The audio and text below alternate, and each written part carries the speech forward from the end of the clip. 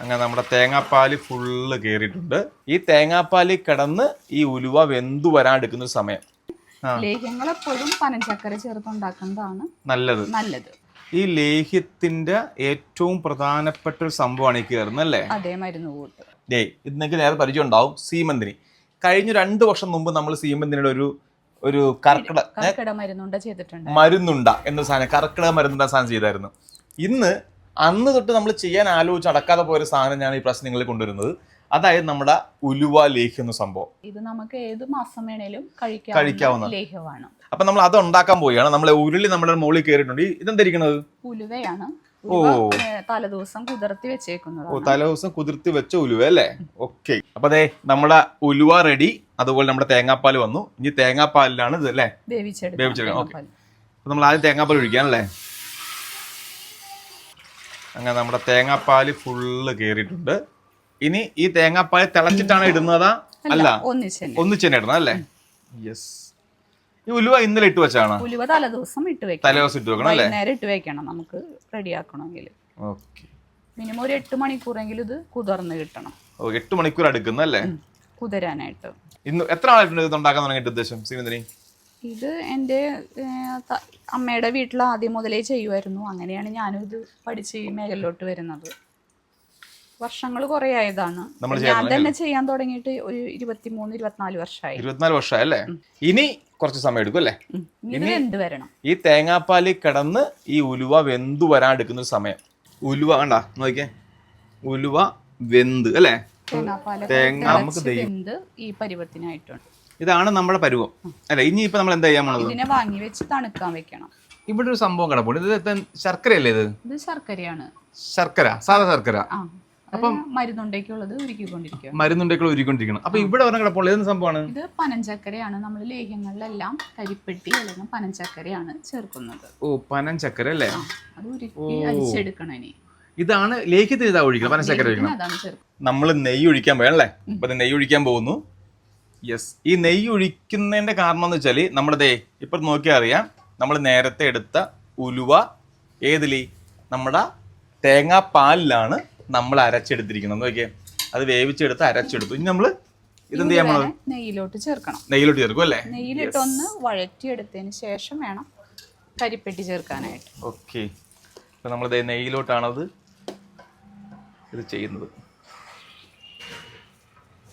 നമ്മൾ ആ നെയ്യിലാണ് ആ ഉലുവ നമ്മൾ റെഡിയാക്കി എടുക്കാൻ പോകുന്നത്.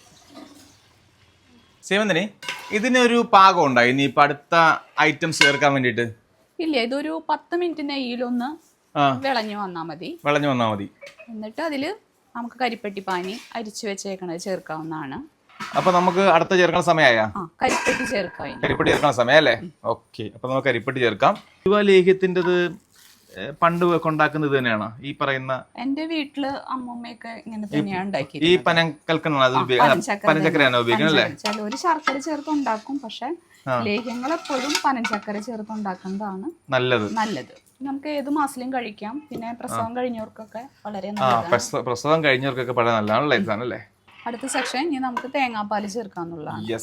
ഫസ്റ്റ് പാല് മാറ്റി വെച്ചിട്ട് സെക്കൻഡ് പാലാണ് ചേർക്കുന്നല്ലേ? ഫസ്റ്റ് പാൽ ലാസ്റ്റ് ഒഴിക്കുള്ളൂ. ഫസ്റ്റ് പാല് ഇത് വരണേലും തൊട്ട് മുന്നായിട്ടാണ് ചേർക്കുക. ഓക്കെ. നമ്മുടെ സെക്കൻഡ് പാല് കയറി. അപ്പൊ ഈ ഇങ്ങനെ കട്ടയായിട്ടിരിക്കണല്ലേ, ഈ സംഭവമൊക്കെ എപ്പോ മാറും? അത് വരണ്ട് വരുമ്പോ പൊടിഞ്ഞ് സെറ്റായിട്ട് വരും. ഓ, അങ്ങനെയാണല്ലേ? ആ ടൈമിലേക്ക് ഇത് സെറ്റ് ആവുള്ളൂ. ഇനി ഫസ്റ്റ് പാല് മാത്രം 1 കപ്പ് ചേരാനുണ്ട്. അത് ലാസ്റ്റ്. പിന്നെ നമ്മള് ഇനി ഇവിടെ കയറാനുള്ള നമ്മൾ പൊടി, മറ്റേ അങ്ങാടിപ്പൊടി കയറാനുണ്ടല്ലേ? അങ്ങാടിക്കൂട്ട് കയറാനുണ്ട്. പിന്നെ നമുക്ക് ഈ നെയ്യ് അല്ലേ? നെയ്യ് എങ്ങനെയാ? നെയ്യ് ഇടയ്ക്ക് ഒരു 1 മണിക്കൂറൊക്കെ കൂടുമ്പോൾ ഒഴിച്ചുകൊണ്ടിരിക്കും അല്ലേ? ഇതാണ് നമ്മുടെ മരുന്നുണ്ട. ഇതെങ്ങനെയാ സീമന്തി കഴിക്കേണ്ടത് മരുന്നുണ്ട? ഇത് രാവിലെയോ വൈകുന്നേരമോ നമുക്ക് രാത്രി കഴിക്കാന്ന് വെച്ച് കഴിഞ്ഞാൽ 8 മണിക്ക് മുന്നായിട്ട് കഴിക്കുക. രാവിലെ ഒരു 10 മണിക്കൊക്കെ ശേഷം ഒരെണ്ണം കഴിക്കാവുന്നതാണ്. 11 കൂട്ടം മരുന്നുകൾ ചേർത്ത് കഴുകി ഉണക്കി പൊടിച്ചിട്ട് ഉണ്ടാക്കുന്നതാണ് ഈ മരുന്നുണ്ട. ഇത് രാവിലെയും രാത്രിയും നല്ല ബാക്ക് പെയിൻ ഒക്കെ ഉള്ളവർക്ക് 2 നേരം കഴിക്കാം. അല്ലെങ്കിൽ ഡെയിലി ഒരെണ്ണം 7 ദിവസമോ 14 ദിവസമോ ഒക്കെ കഴിക്കാം. 14 മതി അല്ലേ? ഈ നടുവേദന പ്രശ്നങ്ങളൊക്കെ മാറി കിട്ടും. നല്ല വ്യത്യാസം ഉണ്ടാവും. അപ്പൊ നമ്മുടെ അവസാനത്തെ മരുന്ന് ഇടാൻ പോകണം അല്ലേ? അവസാനത്തെ ഇതോടുകൂടി നമ്മുടെ മരുന്നുകളെല്ലാം മരുന്നുകളെല്ലാം ചേർന്ന് കഴിഞ്ഞല്ലേ? അത് നമ്മൾ ഇടാൻ പോകുന്നത് ഇപ്പൊ. ഇത് എത്ര മരുന്ന് കൂട്ടാണ് ഇത് ഉള്ളതിന്റെ അകത്ത്? ഇതില് കുറച്ചധികം ടൈപ്പ് ഉണ്ട്. 7-8 ടൈപ്പ് മരുന്നുകളുണ്ട്. അങ്ങാടി മരുന്നുകളാണ്, അങ്ങാടിക്കൂട്ട് മരുന്നുകളാണ്. അത് നമ്മള് കഴുകി പൊടിച്ചെടുക്കുന്നതല്ലേ? കഴുകി പൊടിച്ചാണ് നമ്മൾ അതിൽ ചേർക്കുന്നത്. ഈ ലേഹ്യത്തിന്റെ ഏറ്റവും പ്രധാനപ്പെട്ട ഒരു സംഭവമാണ് ഈ കയറുന്നത് അല്ലേ? അതെ, മരുന്ന് കൂട്ട്. ഇതാണ് നമുക്ക് ഈ പറയുന്ന ഗുണങ്ങളെല്ലാം തരുന്നത്. വേദന, ശാരീരികമായ നീർക്കെട്ട്, വേദന, അതുപോലുള്ള പ്രശ്നങ്ങളെല്ലാം മാറ്റുന്ന സംഭവമാണ് ഈ ഉലുവ ലേഹ്യം. നമ്മൾ ഒരുപാട് ഓളി ഉണ്ടാക്കാതെ നമ്മൾ എന്താ 10 കിലോ എന്നുള്ള കണക്കെന്താ നമ്മൾ അങ്ങനെ ഉണ്ടാക്കുന്നത്? അത് കുറച്ച് പണി കൂടുതലുള്ളതായതുകൊണ്ടാണ് ഉലുവ ലേഹ്യം ചെയ്യുമ്പോൾ അത്രയും ചെയ്യുന്നത്. ഇതിപ്പോ ഇപ്പൊ ഇവിടെ നിന്ന് തൊട്ടുള്ള പ്രോസസ് അനുസരിച്ച് ഇനി ഒരു 10 മണിക്കൂർ പിടിക്കും ഈ ലേഹ്യം അടുത്തേന്ന് വാങ്ങി വെക്കണമെങ്കിൽ. 10 മണിക്കൂർ ഇനി എടുക്കും. ഈ ഉലുവ ലേഹ്യം ഇങ്ങനെ റെഡി ആയിക്കൊണ്ടിരിക്കുകയാണ്. ഇനി ഇങ്ങനെ നെയ്യ് ഒഴിച്ചുകൊണ്ടിരിക്കും അല്ലേ? നെയ്യ് ഇടയ്ക്കിടയ്ക്ക് കുറേശ്ശെ ഒഴിച്ചു കൊടുക്കണം.